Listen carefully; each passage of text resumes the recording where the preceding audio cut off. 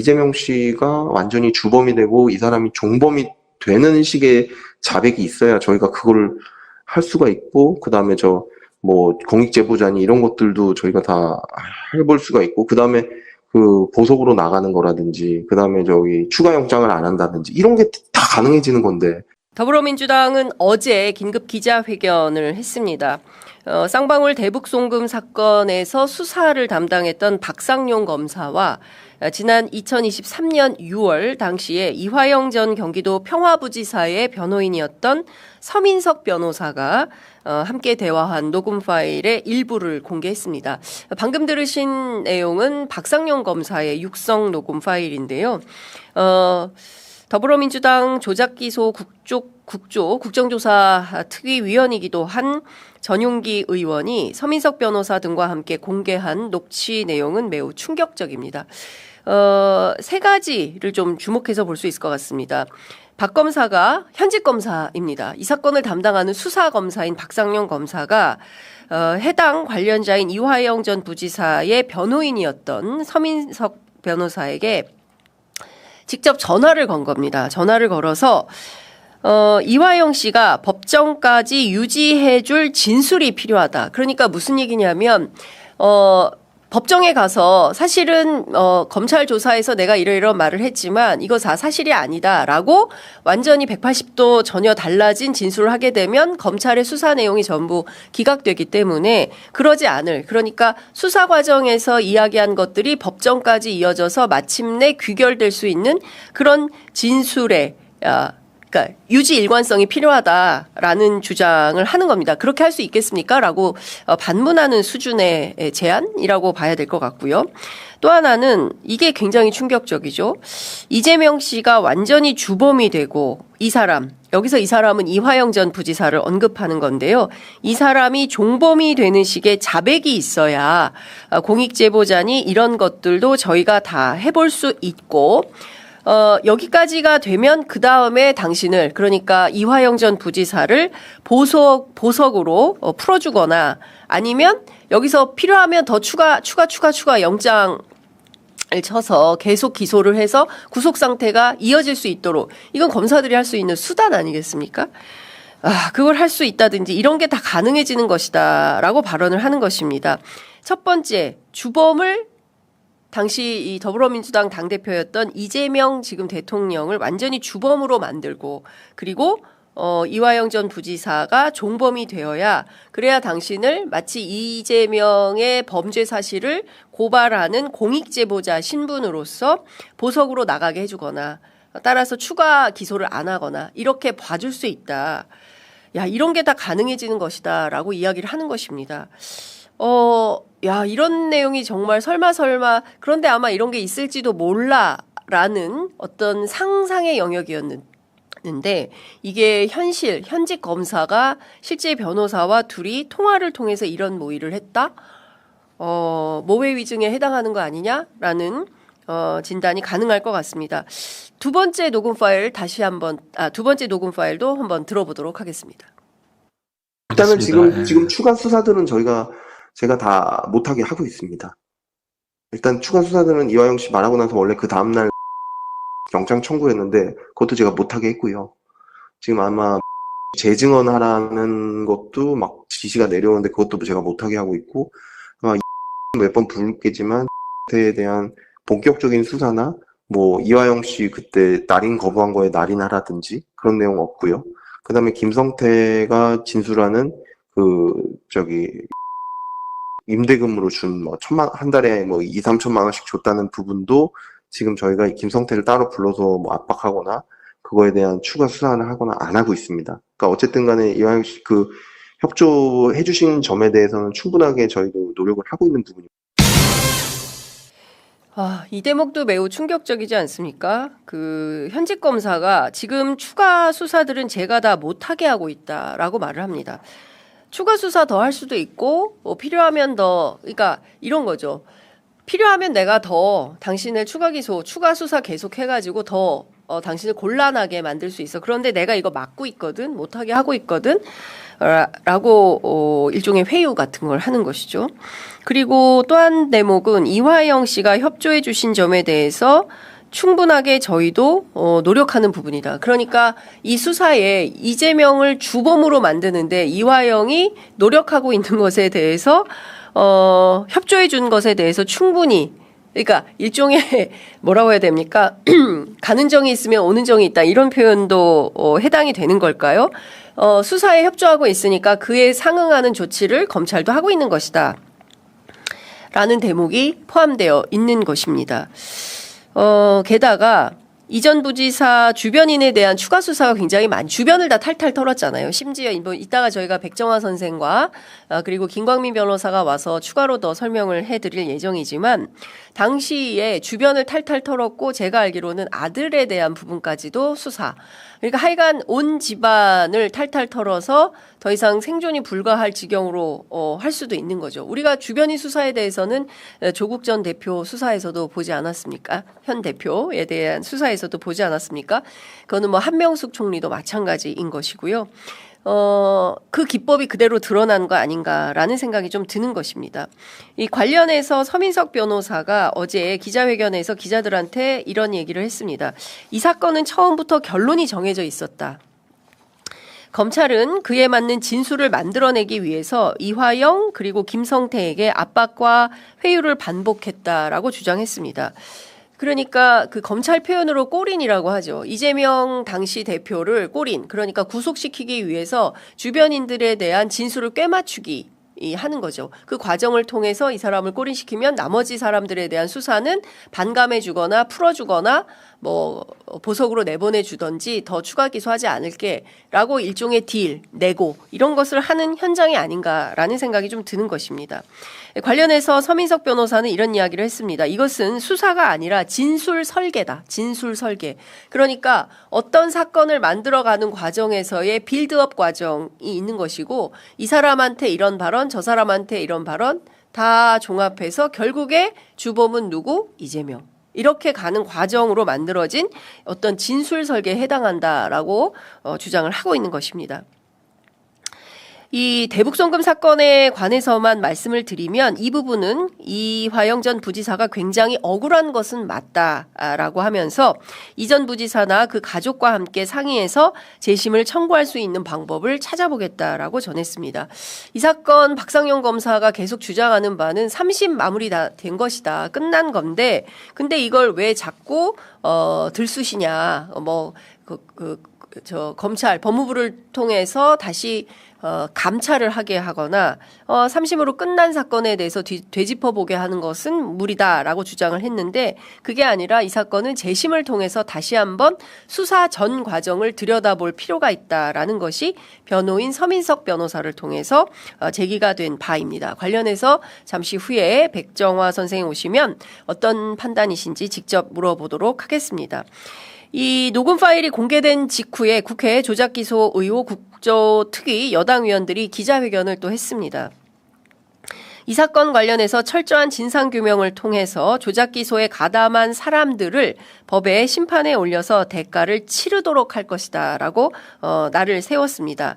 국조특위 여당 간사인 박성준 더불어민주당 의원은 이재명 대통령뿐만 아니라 민주당 소속 국회의원, 지방자치단체장 등을 검찰의 수사선상에 올려서 야당 활동 자체를 수사의 표적으로 삼았다, 이렇게 비판을 했고요.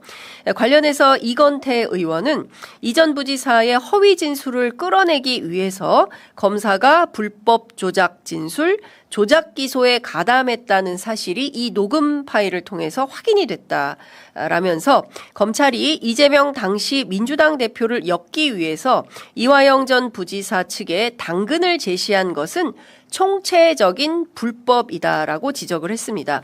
잘 아시는 것처럼 이건태 의원은 검사 출신이시죠. 이 관련해서 국회 법사위원장을 맡았던 더불어민주당 추미애 의원도 SNS에 글을 올렸습니다. 국회 법사위에서 대북송금 날조 수사 의혹을 부인한 박상용 검사에 대해서 드디어 명백한 회유의 증거가 잡혔다라고 하면서 2023년 5월 연어 술파티로 이화영 전 부지사와 김성태 쌍방울 회장을 만나게 해서 회유한 이후의 일이다. 이 녹음 파일은 그렇다는 것이죠. 진술 조작 의혹은 법무부 감찰로도 확인이 되었다라고 하면서 이 정도면 검사가 아니라 인간 사냥꾼 수준이다라고 맹비난을 했습니다. 관련해서 박상용 검사 또한 자신의 입장을 SNS에 올렸습니다. 반론 차원에서 전해드리면 이런 글을 올렸습니다. 이화영 전 부지사의 종범을 의율하자고 제안한 것은 서민석 변호사다. 녹취는 제가 그것은 현재 상황에서 어렵다고 하면서 일반적인 선처 조건을 설명하는 내용이라고 반박했습니다. 이어서 서민석 변호사를 향해서 서 변호사님 저와 모해위증 교사 공범이라는 말씀이십니까? 라면서 뒤에서 거짓말하지 말고 국정조사 증인으로 출석해서 말씀하시라라고 반발했습니다. 관련해서 검사 출신 김기표 더불어민주당 대변인은 이런 주장을 했습니다. 설사 100번 양보해서 변호사가 먼저 관련한 내용을 선처해달라고 호소했다 하더라도 현직 검사는 단호히 거절하고 원칙대로 수사하는 것이 본연의 임무다, 책무다라면서 본인의 주장대로 한 점 부끄러움이 없다면 장외에서 궤변만 늘어놓지 말고 국정조사장에 나와서 사실대로 밝히면 될 일이라고 직격했습니다. 서민석 변호사의 폭로, 그리고 박상용 검사의 반박, 그리고 검사 출신의 민주당 국회의원들의 또 재반박. 여러분들 어떻게 생각을 하십니까?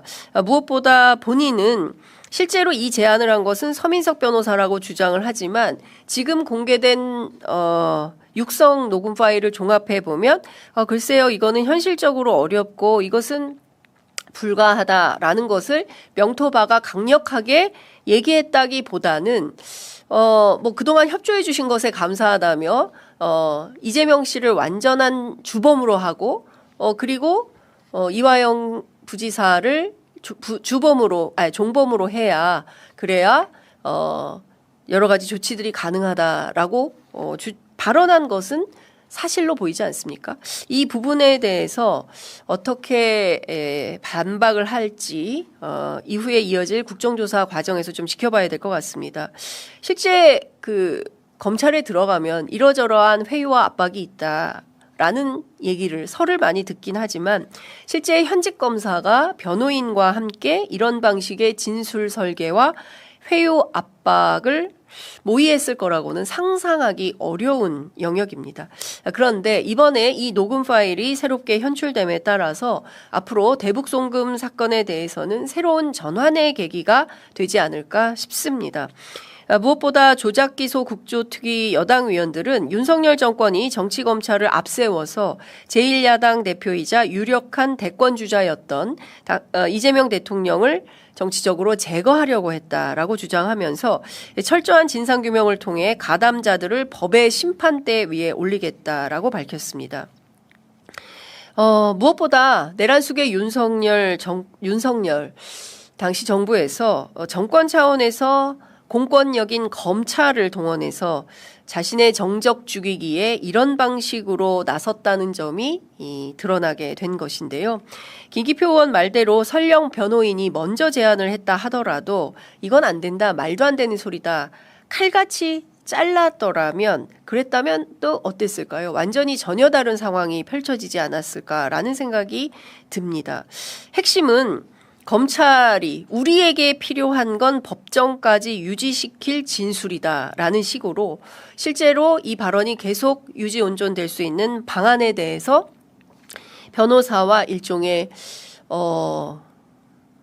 모의를 했다고 한다면 이것은 사실상 정치 공작에도 해당하는 거 아니냐라는 비판을 면키 어렵다라는 생각이 좀 들기도 합니다. 관련해서 앞으로 어떤 조사가 이어질지 좀 국정조사를 중점적으로 살펴봐야 될 것 같다라는 생각이 좀 듭니다. 국조특위 위원들에 따르면 다음 달 3일 쌍방울 대북송금 사건, 7일에는 대장동 위례 신도시 사건 관련한 기관 보고를 받게 되고요. 9일에는 이른바 연어 술파티 의혹 장소로 추정되는 수원지검 1313호실의 영상 녹화 조사실 등에 대한 현장 조사에 나선다고 합니다. 앞으로 또 어떤 새로운 추가 내용들이 나올지 귀추가 주목이 되는데요. 윤석열 정부 시절 검찰의 조작 기소에 대해서 이제 수사가 들어가는데요. 국회 국정조사특위 활동이 시작이 됐습니다. 그런데 국조 대상이 총 7개, 이 중에 쌍방울 대북 송금 사건 관련해서 대북 송금 수사팀의 육성 파일이 공개가 됐습니다. 녹취를 듣고 와서 이야기를 나눠보겠습니다. 그 이재명 씨가 완전히 주범이 되고 이 사람이 종범이 되는 식의 자백이 있어야 저희가 그걸 할 수가 있고, 그 다음에 뭐 공익제보자니 이런 것들도 저희가 다 해볼 수가 있고, 그 다음에 그 보석으로 나가는 거라든지, 그 다음에 추가 영장을 안 한다든지 이런 게 다 가능해지는 건데. 핵심은 이재명 대통령이 경기지사 시절에 쌍방울 대북 비용 대납을 알았다고 진술했던 이화영 전 부지사, 이 2023년 6월의 진술이 회유와 압박에 의한 것인가, 요걸 밝혀내는 게 핵심인데, 지금 이 녹취에 따르면 담당 검사가 이재명 씨가 완전히 주범이 되고 이 사람이 종범이 되는 식의 자백이 있어야 어떻게 해줄 수 있다, 뭐 이런 진술이 나오거든요. 네네. 요거는 빼박 아닙니까, 이거는? 저도 그렇게 생각합니다. 기본적으로 본인은 뭐 저쪽 그 변호사 측에서 먼저 선처를 요구하고 여러 가지 조건을 제시하기에 본인은 거기에 대해서 화답한 거에 지나지 않는다라고 얘기를 하는데, 그 내용이 단순한 화답이라고 볼 수가 없고요. 예. 두 번째로는 그게 화답이라 하더라도 저런 식의 이야기를 해서는 곤란합니다. 아니, 화답일 수도 없고, 네. 그렇죠. 검사 입에서 이런 진술이 나와야 내가 너한테 뭘 해줄 수 있다, 보석해줄 수 있다, 이런 진술을 하면 안 되죠. 전혀 절대로 안 예. 됩니다. 이거는 기본적으로 검사 출신이라 하더라도 이건 뭐 사안을 떠나가지고 저런 식으로 어떤 뭐 누구 이 본인이 수사받고 있는 사안과 별개로 다른 사람들을 불어야만 이 사람들을 선처해주겠다는 말은 절대로 검사가 함부로 입 밖에 내서는 안 되는 거고요. 예. 그런 식의 수사는 기본적으로 마약 관련해서는 그런 식으로 수사가 이루어지는 경우가 있습니다. 상선 같은 경우에. 하지만 그거 같은 경우에 수사보고서에 남거든요. 아하. 수사보고서에 남겨놓습니다. 그리고 본인의 책임을 완전히 면제시켜주는 것도 아니에요. 예. 본인의 책임은 책임대로 지고 가되, 본인이 그와 관련해서 본인을 그렇게 투약하도록 만든 상선을 부는 조건으로 어느 정도 선처를 해주겠다는 거, 이런 건 가능할 수 있는데, 이거는 기본적으로 본인은 부인했지 않습니까? 이런 말을 한 적이 없다고. 사실 그 국정조사나 이런 쪽에서 그런 말을 했던 것 자체도 어떤 면에서 보면은 이런 그 녹취 파일이 나오는 이상 이거는 위증죄가 되는지 여부를 심각하게 검토해 볼 필요가 있습니다. 예. 국회에서의 증언 감정에 관한 법률에 따라 가지고 이거는 별도의 혐의 유무를 판단해야 될 것 같고요. 또 하나는 이런 말은 수사를 하는 검사가 절대로 해서는 안 될 말이거든요. 그런데 2023년 6월에 했다는 것이고, 기본적으로 이런 말을 한 것 자체로 진상을 확인해서 제가 보기에는 이건 충분한 감찰 사유가 됩니다. 아, 감찰 사유인가요? 예, 그렇습니다. 예. 그리고 만약의 경우에 이것이 이런 말을 한 것이 사실이고 어떤 식으로든 저는 정당화할 만한 이유가 없다고 생각하는데, 이런 말을 한 것이 사실이라면 그에 상응하는 책임을 져야 되고, 저는 중징계, 뭐 면직까지도 바라볼 수 있는, 그렇습니까? 징계를 피할 수 없는 사안인 것 같고, 전 사실 막 이렇게 감찰을 뭐 요구한다던가 이런 거에 대해서는 좀 어떻게 보면은 좀 자제해야 된다라고 생각하는데, 예. 이 사건의 경우에는 감찰 사안이 명백합니다. 아무래도 이제 감찰관이셨으니까. 이거는 법무부에서 지시가 가기 전에 기본적으로 대검에서 정확하게 진상을 빨리 파악해가지고 그 감찰에 착수하고 그에 따른 조치를 취해야 할 것이고, 이것이 사실이라면 필요하다면 직접 수사를 하던, 아니면 직무고발을 하던, 아니면 공수처에 넘기던 이 위증 혐의에 대해서도 수사를 해야 될 사안이 맞다고 봅니다. 이거는 뭐 검찰 출신 뭐 여러분들이 있을 겁니다. 그리고 특별 수사를 경험해 본 사람들이 많을 텐데, 이런 녹취가 나왔다는 것 자체가 그 특별 수사는 실패한 수사라는 거를 확실하게 보여주는 것밖에 안 됩니다. 아, 그렇습니까? 예. 기본적으로 순순히 자백을 해도 그 진술의 신빙성 여부를 검사는 계속 의심해야 됩니다. 당연히 그래야 되죠. 내가 예. 살기 위해서 이렇게 허위 진술을 하는 게 아닐까? 예. 그런데 저런 식으로 선처를 조건으로 이 정도까지 얘기를 해야 선처해 줄 수 있다라고 얘기하는 거는 이거는 수사 기법상으로서도 저거는 바람직스럽지 않고요. 저런 녹취가 남았다는 거 그거 자체는 본인이 회유에 의한 진술이라는 걸 부인할 수가 없지 않습니까? 예. 이런 진술은 기본적으로 그 진술 자체의 경우엔 증거 능력을 부정하는 사유가 될 수도 있습니다. 예. 앞서서 이화영 전 부지사가 쌍방울이 방북 비용을 대납을 했고 이를 2차례 이재명 당시 도지사에게 보고를 했다라고 진술을 했다가 석 달 뒤에 검찰의 회유와 압박으로 그렇게 진술한 것이다. 허위 진술이다. 이렇게 번복을 하거든요. 오늘 나온 이 녹취 내용에 따르면 이화영 전 부지사의 이 진술이 맞구나, 이게 사실이구나라고 느낄 수 있는 것 같아요. 충분히 그런 것 같습니다. 예. 본인 입장에서는 뭐 그걸 변호인이 뭐 먼저 제시를 했던 뭐를 했던 변호인이 23기로 윤석열 씨와 동기인 것 같더라고요. 예. 뭐 선임한 뭐 어쨌든 간에 그런 변호인이 우리가 어느 정도로 협조를 하면 선처해 줄 수 있나요? 라고 묻더라도 검사가 할 수 있는 말이 있고 못하는 말이 있습니다. 예, 예. 근데 저 부분 녹취가 사실이잖아요. 녹취가 나왔지 않습니까? 예. 저런 진술은 저런 말은 해서는 안 되는 겁니다. 예. 저거는 수사검사가 절대적으로 해서는 안 될 말을 한 것이 있고 이 부분은 어떻게 보면 그 문맥상 회유가 아니라고 어떻게 해야 회유가 아니라고 얘기를 할 수 있을지 저는 상상이 가지 않습니다. 근데 박상현 검사의 지금 반박 논리는 뭐냐면 형량 거래 시도는 이화영 전 부지사 측이 먼저 제안했다. 지금 이화영 전 부지사의 변호인이 서민석 변호사인데 서민석 변호사가 먼저 형량 거래 시도를 했다. 이렇게 이야기를 하고 있거든요. 변호사는 그렇게 할 수 있습니다. 우리가 최대한 협조를 하면 예. 혹시 선처해 줄 수 있느냐. 이건 변호사가 어떤 경우 할 수 있는 말 중에 하나입니다. 예. 변호사는 그렇게 얘기를 해도 됩니다. 예를 들어 변호사가 이렇게 우리가 허위 진술을 하면 검찰에서 필요로 한 허위 진술을 하면 선처해 줄 수 있냐. 이거는 변호사가 할 수 없는 얘기죠. 어허. 하지만 일반적인 포괄적으로 그냥 우리가 뭐 수사에 협조를 한다던가 스스로의 잘못을 뭐 인정한다던가 그러면 선처해 줄 수 있냐. 이건 할 수 있는 할 수 얘기죠. 있는 얘기죠. 그거는. 그런데 예. 그런 말을 듣고 저런 말을 했다 그러면 저 말은 해서는 안 될 말이거든요. 일반적인 수사 협조 그러니까 본인 죄에 대해서 뭐 예. 인정하고 잘못 반성하고 반성문이라도 내고 그러면 뭐 우리가 어느 정도 선처해 줄 수 있겠죠라고 얘기한 것이 아니지 않습니까? 별도의 다른 사람에 대한 걸 얘기를 하고 그리고 그 사람이 한 것으로 충분히 책임을 지을 수 있을 정도로 협조를 하면 그때는 풀어주겠다고 얘기를 하는데 풀어준다는 것도 말이 안 돼요. 이화영 그 전 지사가 구속된 죄명은 그렇게 쉽게 풀어줄 수 있는 죄가 아닙니다. 오히려 제가 보기에는 저렇게까지 자신 있게 얘기를 하고 그런 걸 보면 저런 말을 혼자만의 결심으로 저런 말을 했을까? 저는 그런 의심이 들 거예요. 그럴 이유도 없죠, 사실. 최소한 예. 변호인이 이렇게 얘기를 하는데 뭐 이렇게 뭐 협조를 하면 선처해 줄 수 있냐라고 물어보는데 제가 뭐 조건을 내세울 게 없을까요? 윗사람한테 보고했더니 이 정도라면 모르지. 이렇게 말도 안 되는 그 논의가 이루어지고 그 말을 전한 거라면 모르겠는데 저게 수사검사가 그냥 주인검사의 독자적인 판단으로 저런 말을 했다 그러면 저거는 보통 심각한 문제가 아닙니다. 저는 어떤 식으로든 직접 수사를 옹호하는 사람들이라 하더라도 저 부분에 있어서만큼은 저거는 정말 큰 실수를 저질렀다라고 확실히 말씀드릴 수 있습니다. 예. 그러니까 말씀에 따르면 100번 양보해서 만약에 변호사가 형량을 먼저 제시를 하면서 조건부로 이렇게 해달라라고 했다 손 치더라도 검사는 그걸 막고 받아들이지 않고 제대로 좀 수사를 원칙대로 수사하는 모습을 보여야 하는데 그렇습니다. 그렇죠. 그렇습니다. 그리고 예. 이제 이건 본인이 반성하기 나름이죠. 그건 본인이 알아서 할 문제고 저한테 뭐 얘기하지 마십시오. 이 정도로 했었어야죠, 넘어갔어요.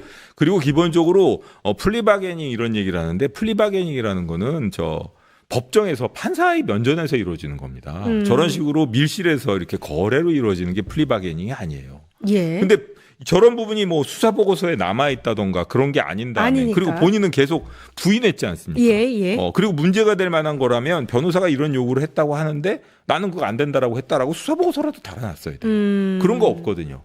그런 것에 비춰보면 그리고 그런 게 있든 없든 간에 저런 말 자체 그 앞뒤에 나와 있는 그 두 맥락 자체가 기본적으로 이거는 징계 사유를 넘어서 불법 여부를 심각하게 검토해봐야 될 사안이 아닌가 싶습니다. 예.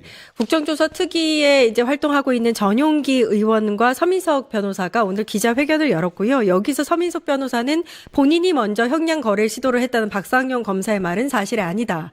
라고 하면서 이 사건은 처음부터 결론이 정해져 있었고 검찰은 이미 어떤 진술이 필요하다는 설계를 끝내놓은 상태였다라고 증언을 했습니다. 이쯤 되면 이제 궁금해지는 게 아까 이제 수사검사가 본인이 알아서 이렇게 진술하면 이렇게 해줄게 조건부로 제시할 수는 없었을 거다라고 말씀해 주셨는데 저는 이 제시한 조건 예. 자체가 그냥 주인검사의 독자적인 판단에 있어서 그렇죠. 할 수 있는 말의 수준을 넘어섰다고 예. 생각하거든요. 그렇다면 의심해 볼 만한 게 이재명 당시 도지사를 이 사건 당시의 도지사를 불법 이 대북 송금 사건의 주범으로 만들게 하기 위한 어떤 윗선이 있었다고 의심할 그러니까 만한 정황이네요. 본인들이 처음부터 이화영 그 부지사 사건을 수사 착수한 계기 자체가 그렇죠. 동기가 결국은 그 위에 그 뒤를 내다보고 그 모양새로 만들어 가기 위한 것이라는 걸 어떻게 보면은 스스로 자인하는 게 아닌가 이런 생각이 듭니다. 박상영 검사한테 반드시 질문해야 될 것은 그 본인 독자적 판단이냐고 이런 예. 말을 한 것이 사실이냐고 예. 본인 이외에 그런 말을 했다는 것을 그 아는 사람이 없느냐고 이 부분도 반드시 질문해 보고 싶은 것 중에 하나입니다. 근데 사실 이화영 전 부지사가 이제 이 결론을 이제 재판을 통해서 대검까지 갔나요, 이게? 그 마지막 뭐 8년 몇 개월의 징역형을 확정됐습니다. 네, 확정이 됐죠. 그 3심을 통해서 확정이 됐는데. 네. 15년 구형에 상당히 중형이 선고가 됐습니다. 예, 네. 예. 근데 당시에 이 재판의 마지막 판결문에 보면 요 진술, 그러니까 이재명 당시 도지사에게 이걸 2번 보고했다. 이런 부분에 대해서는 판단하지 않았다고 하더라고요. 예, 판단 안 했습니다. 예. 왜냐하면 기본적으로 이화영 부지사의 기본적인 혐의는 뭔가 하면은 부지사로서 여러 가지 그 도의 업무를 추진하면서 본인이 여러 업체 혹은 뭐 관계자로부터 뭐 이렇게 뭐 법인카드를 받는다던가 여러 가지 향을 제공받았다. 이런 본인의 뇌물죄거든요. 그게 본인의 뇌물죄고 그 뇌물 액수가 크기 때문에 중형의 선고가 불가피한 사안입니다. 그러니까 그 부분에 대해서 판단하는데 다른 사람에 대한 완전히 별개의 범죄 사실 아닙니까? 그렇죠? 근데 그걸 왜 이렇게까지 회유를 해서 받으려고 했을까요? 그 진술을? 그러니까 기본적으로 이화영 그 부지사에 대한 수사의 궁극적인 목적은 그거 아니었나라고 의심할 와. 수밖에 없는 그런 상황을 자초했다고밖에 볼 수가 없습니다. 예, 너무나도 중요한 그 녹취가 나온 것 같습니다. 요거 관련해서는 국정조사를 통해서 좀 확실하게 좀 이루어져야 할 것 같고 아까 말씀하신 대로 필요하다면 감찰까지 아니면 공수처의 수사까지. 감찰은 필요하다면 감찰이 아니고요. 기본적으로 검사가 저런 식으로 회유를 한다는 거 저 문장 자체로 문제가 있습니다. 이게 너무 오래돼서 혹시 감찰을 할 수 없는 사안은 아닌가요? 아닙니다. 제가 아까 말씀드렸던 것처럼 2023년 6월 19일이니까 이 사건의 경우에는 감찰 시효가 3년입니다. 그러니까 2026년 6월 18일까지는 기본적으로 시효가 남아 있고 얼마 안 남지 않았습니까? 얼마 안 남았네요. 그렇기 때문에 신속하게 진상을 파악해가지고 이 형사처벌과는 별개로 그에 따른 필요할 분명한 것 조치를 같습니다. 밟아야 될 것 같습니다. 예. 이게 시간이 얼마 남지 않았으면 대검의 감찰, 공수처 수사, 국정조사가 한꺼번에 이루어져도 나쁘지 않을 것 같다는 생각이 그렇습니다. 드네요. 이거는 기본적으로 어차피 검찰이 해체를 앞두고 있지만 김건희 사건뿐만 아니라 이런 식의 그 말도 안 되는 잘 그릇된 언행이 있었다는 것 자체만으로도 이건 여러 가지 본인의 입장, 정치적인 견해를 떠나가지고 특별 수사를 해본 사람이라면 이런 말이 분명하게 남아 있다는 것 자체만으로도 부끄러워야 한다라고 누구나 얘기할 겁니다. 그리고 이런 자가 아직도 검사 신분을 유지하고 있다는 것도 말이 안 된다. 빨리 감찰이든 수사를 통해서 징벌을 해야 된다라는 어떤 생각이 식으로든 듭니다. 책임을 물어야 됩니다. 쌍방울 대북송금 사건을 수사한 박성현 검사가 이화영 전 부지사에게 종범이 되기 위해서는 이재명 주범 이렇게 가야 된다. 그러니까 진술을 회유하는 그런 내용의 녹취록이 어제 공개가 됐습니다. 파장이 큰데요. 청와대 입장 반응은 어떻습니까? 지금 청와대의 어떤 입장을 확실하게 밝힌 사람이 없는데요. 네. 왜냐하면 이게 아무래도 대통령 사건이라서 좀 민감합니다. 청와대가 공식적으로든 비공식적으로든 입장을 밝히기 좀 어려운데 네. 여당 특위에서 밝힌 내용이고 당장 증인 참고인 채택을 두고도 좀 공방이 오가고 있는 상황이라 신중한 태도를 좀 취하고 있습니다. 다만 청와대 내부에서는 특위 활동을 통해 좀 대통령이 겨냥했던 윤석열 윤석열 정권의 어떤 조작 기소가 좀 실체가 밝혀지지 않겠냐라는 기대가 있습니다. 관련해서 서해 공무원 피살 사건 때의 경우를 좀 대입할 수 있을 것 같은데요. 네. 국정원이 작년에 관련 1심 무죄 판결을 받고 나서 서훈 전 원장 등에 대한 고발을 취소했거든요. 맞아요. 이에 관련해서 대통령이 없는 사건 만들고 있는 증거 숨겨서 사람을 감옥에 보내려고 시도하는 게 말이 되냐, 책임을 물어야 한다라고 한 바 있고요. 네. 김민석 총리도 사건을 수사한 검찰이 항소를 포기하는 게 당연하다라고 지적한 바 있습니다. 그래요. 이제 청와대 뭐 공식적인 입장은 뭐 나오기가 힘든 상황이라고 하지만 뭐 청와대 내부에서도 이 사안 유심히 지켜보고 있을 것 같다는 생각도 들고 또 이재명 대통령도 이금 녹취도 듣고 아마 지금 여러 가지 보도도 참고하면서 주시하고 있을 것 같다 이런 느낌도 들고 어떻게 좀 관측하고 있습니까, 이 기자는? 그렇습니다. 상당히 민감하게 보고 있을 것 같습니다. 왜냐하면은 여기에 대해서 청와대 제가 뭐 취재를 시도했을 때도 대부분 상황은 다 알고 있었는데 다만 이제 입장을 어떻게 밝히긴 좀 애매한 상황이기 때문에 어떤 개인적인 감상이 있을 뿐이지 어떤 공식 입장 뭐 또는 관계 자발 이런 것도 굉장히 조심하는 분위기라고 볼 수 있죠. 그래요. 사안의 파급력이 정말 크기 때문에 청와대 입장에서도 조심스럽게 이 사안을 계속해서 지켜보고 있다.